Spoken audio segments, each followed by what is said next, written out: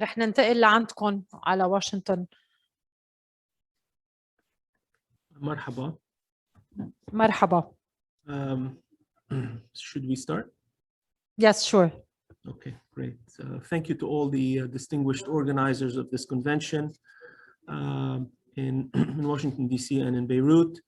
And thank you all for your hard work.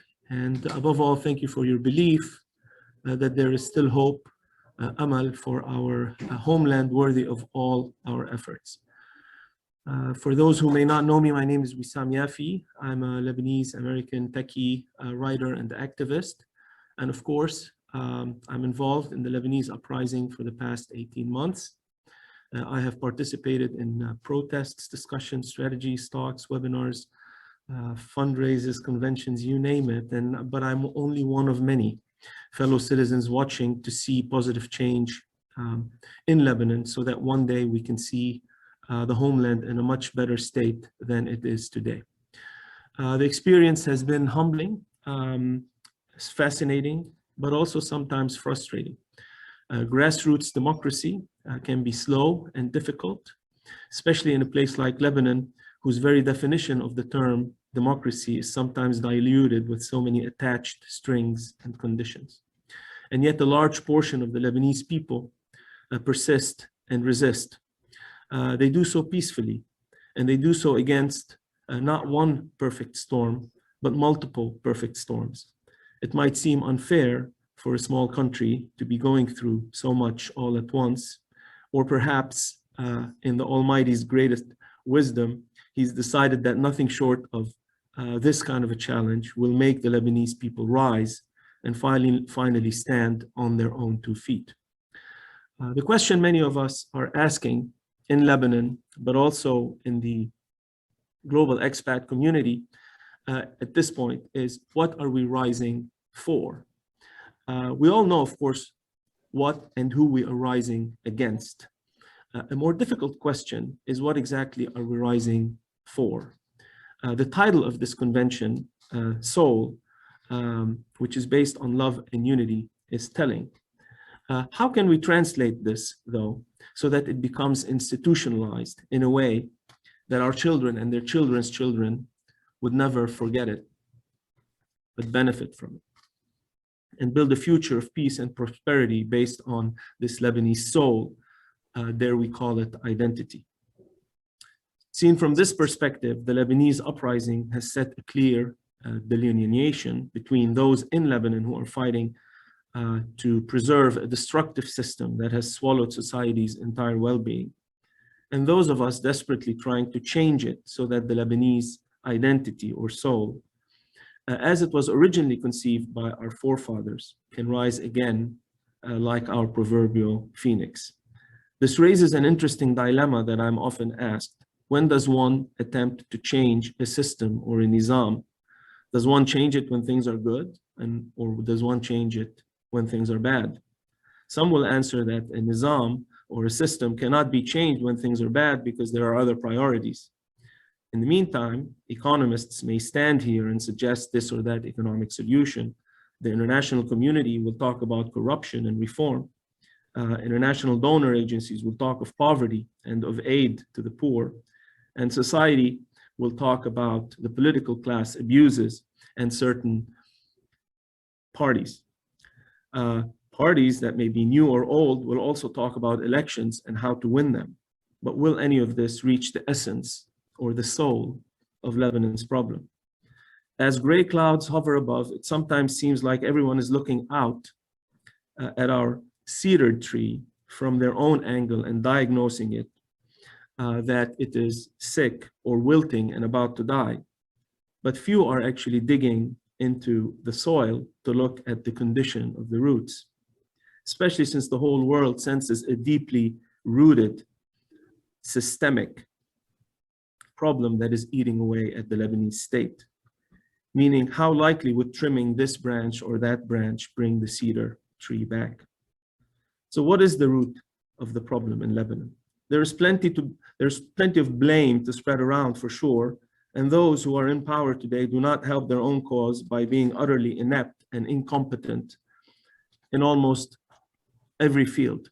from the president and prime minister, who have absolved themselves of any responsibility of the calamity befallen their people, to incompetent ministers who no one trusts nor knows how they got to their positions of power, to a beholden judiciary and security apparatus that is incapable of upholding the oath they made to the people, to a parliament which is incapable of providing any sense of oversight or any meaningful legislation or constitutional reform for well over 3 decades.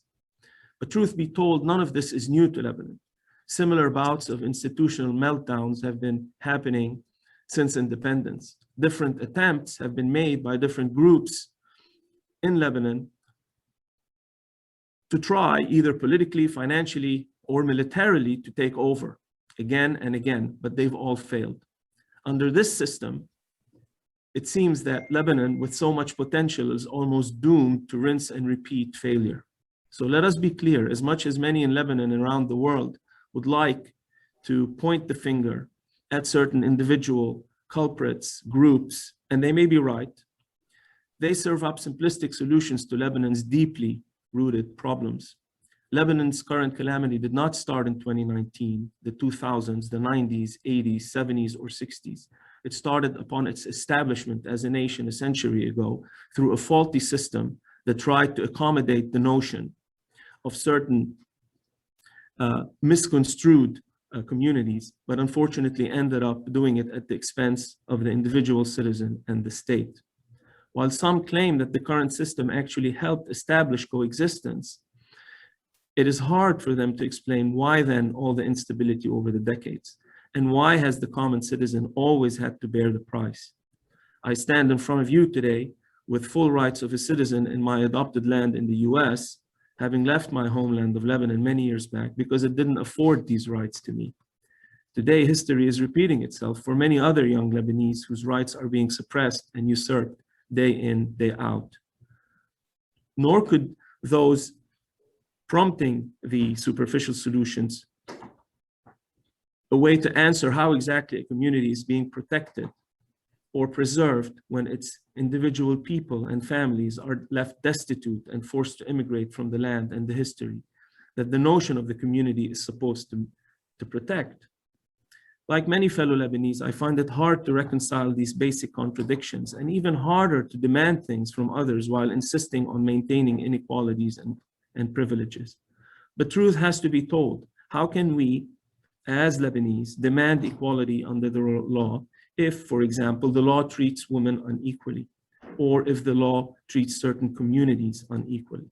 How can we demand people to be good citizens if the state in its very design does not treat them equally? How can we build a future that promotes a vision of inclusiveness while insisting on holding on to discriminative privileges in the present to all groups?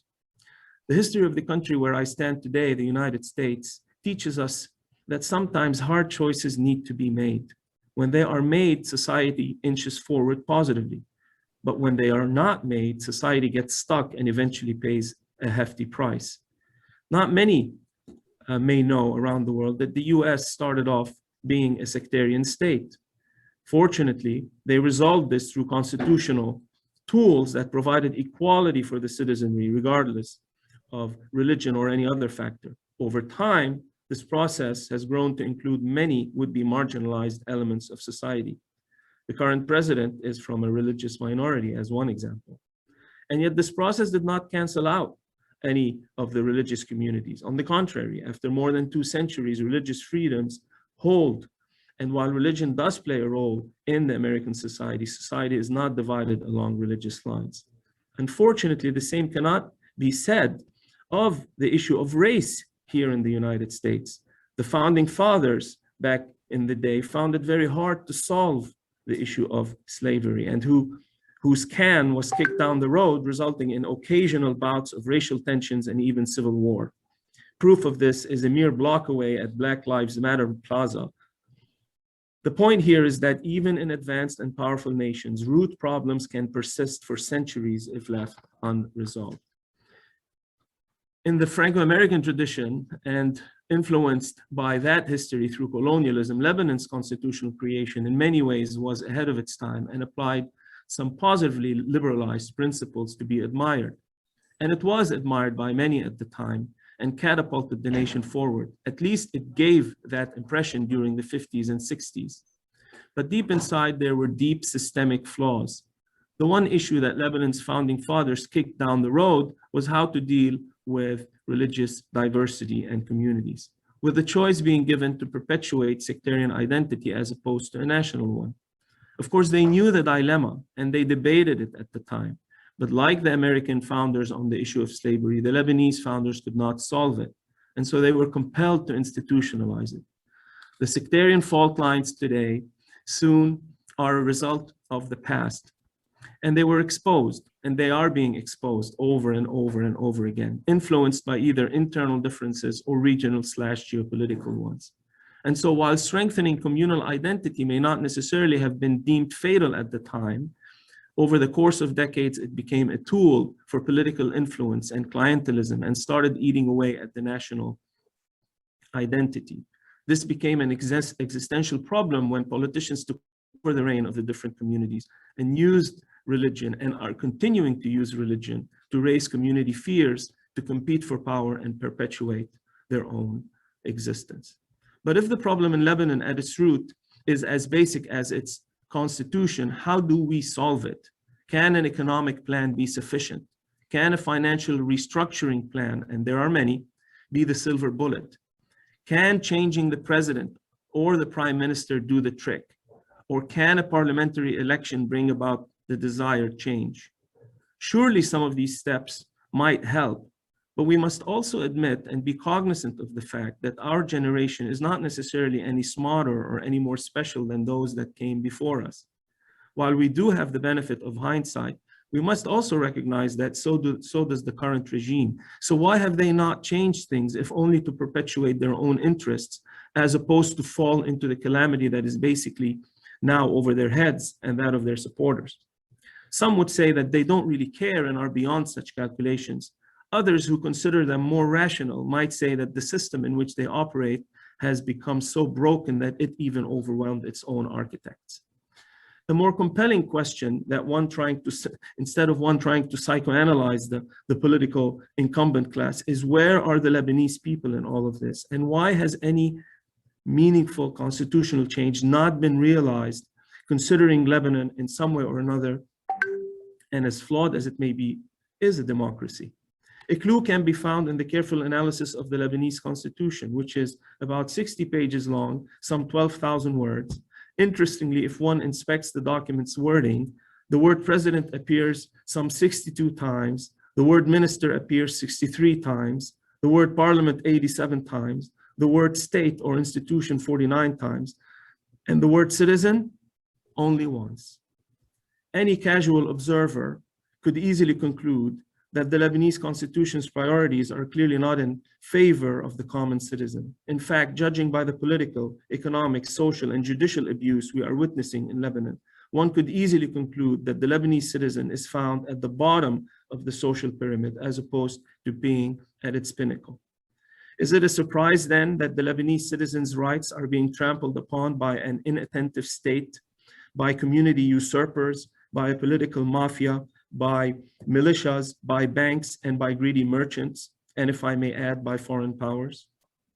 Lebanon's systemic problem is in its faulty constitution that has resulted in a destructive system that perpetuates bad rule, leading to unrelenting cycles of instability and attempts of constitutional takeover or sequestration to dominate what's left of a carcass of a state mired in institutional gridlock, with communities pitted against each other and dominated by sectarian warlords and corrupt politicians, and ultimately a nation and its people who are bankrupt. It is here that we have to go back and ask, when does one change a system?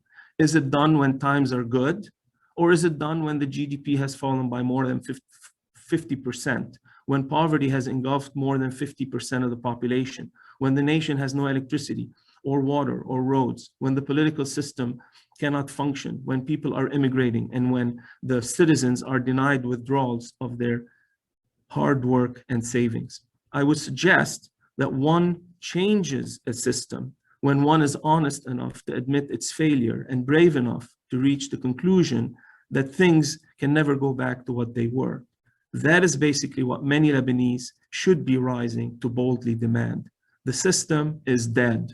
We need a new one that flips on its head the power structure in Lebanon, raising the Lebanese citizen above every other consideration. To do that, the Lebanese are calling and should be calling for a Citizens' Bill of Rights that meets our demands and our aspirations as a people, a Bill of Rights that relinquishes power from the usurpers and gives it back to us, the people.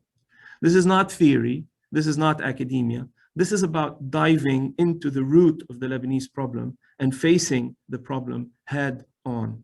It is about freeing ourselves of a system that has shackled our people for decades and treated our fellow citizens unfairly throughout the history.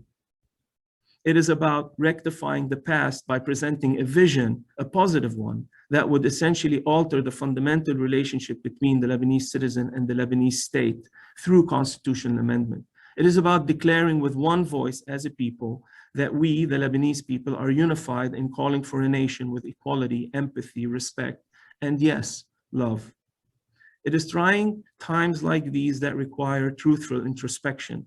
I believe at its heart, the Lebanese soul and mission are good, but not yet fulfilled. Our forefathers tried, but failed at reaching the destination. Perhaps it is time now for us to try something brave, bold, and different that could potentially not only change the face of our nation, but the region as a whole. Why not show our people and the world at large that we stand united behind a Citizen Bill of Rights that protects all Lebanese citizens equally under the law? Why not fight for a unique vision that creates a direct bond between the citizen and a caring state? Why not overcome the present predicament for our people and chart a better future for our children and theirs? Is it not time to be bold and brave and to call for a Lebanese Citizen Bill of Rights? And if not now, then when? I will end by sharing with you excerpts of a draft Bill of Rights, which a group of Lebanese in Lebanon and all over the world have worked hard on drafting, which is the product of the people and it's for the people. The Lebanese Citizen Bill of Rights. We, the people of Lebanon, having endured hardship and humiliation from a divided, unjust, and dysfunctional system, have united to reconcile our sad past, overcome deficiencies, eliminate abuses, strengthen our state, and renovate our nation. In so doing, we strive towards a brighter, more equitable, and prosperous future for all. We hereby demand the following inherent rights be asserted immediately, serving as legally binding reaffirmations or amendments to all those provided by our Constitution. First right, reasserting the people's power through timely, direct, democratic elections and referenda. We, the Lebanese people, including our diaspora, reassert ourselves as the sole source and beneficiary of all power conferred to the Lebanese state. We demand timely elections and the right for any citizen above the age of 18 to vote. We demand a direct vote for the highest office in the land. Furthermore, we demand to hold a national referendum. Second right, running for public office, transparency and extensions. We assert the right for any Lebanese citizen, regardless of gender, race, disability, or religion, to run unconditionally for any public office in any recognized Lebanese jurisdiction. We demand the right to have qualified public representatives compete over positions of power, and that those we democratically elect, including parliament, operate in full transparency.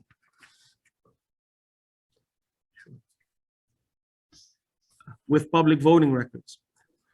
Third right, freedom of information, accountability, handling of public funds and national debt. We demand freedom of information from our government and full and timely accountability in the handling of our sovereign accounts. Fourth right, protection of private property, privacy, and free expression. We demand that our private and intellectual property be protected and not subjected to breach or misappropriation. Fifth right, people's right to education, social services, economic opportunity, fair wages, and just taxation. We demand the right to comprehensive excellence in public education. We demand to live in dignity and assert our right for adequate healthcare, medication, and social security that provide us peace of mind. We demand fair wages and for dues to be paid on time. uninterrupted basic services, transportation, and infrastructure provided at a reasonable cost. We, the Lebanese people, demand the right to receive basic services such as electricity, clean water, sewage treatment, trash collection, mail service, and telecommunications consistently without interruption and at a reasonable cost. We demand the right to have nationwide public transportation and infrastructure reaching all corners of the country. Seventh right, people's right to clean and sanitized environment, public parks, beaches, and historic monuments. We, the Lebanese people, demand the right to live in a clean and sanitized environment all over Lebanon, be it in the air, on land, or in the sea, assuring us of a healthy sustenance. We reassert our rights to enjoy Lebanon's public parks, beaches, and historic monuments. We demand the state reclaim and conserve all our public heritage, and that no concessions shall be given that takes away the people's unfettered access. Eighth right, equal personal status treatment, regardless of gender, race, or religion. We reassert the right of equal treatment, regardless of gender, race, disability, or religion, and we demand that it be applied to all personal status issues, including, but not limited to, civil contracts and citizenship. Ninth right, improper seizure, due process, and legal. We demand that any legal proceedings against any citizens be held in civilian courts and processed within a reasonable time frame. We reassert that no person shall be held against their free will or have their property seized without due process. 10th right, judicial representation of people and swift implementation of laws. We, the Lebanese people, demand the right for direct representation within the judiciary through judges, juries, ombudsmen, and public trials. We demand that our laws be executed by the state in a reasonable time frame, and we retain the right as individuals or groups for legal action against any relevant authority or responsible person found to be denying, improperly implementing, or breaking the law.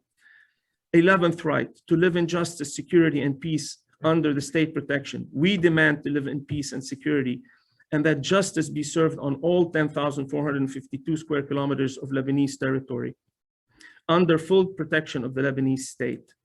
12th right, collective rights shall be of, by, and for the Lebanese people. No law, belief, or common practice shall curtail, abridge, or infringe on our collective Lebanese rights. Any and all powers not enumerated or provisioned to the state shall remain uniquely of, amenable only by, and enacted solely for the people of Lebanon. Thank you.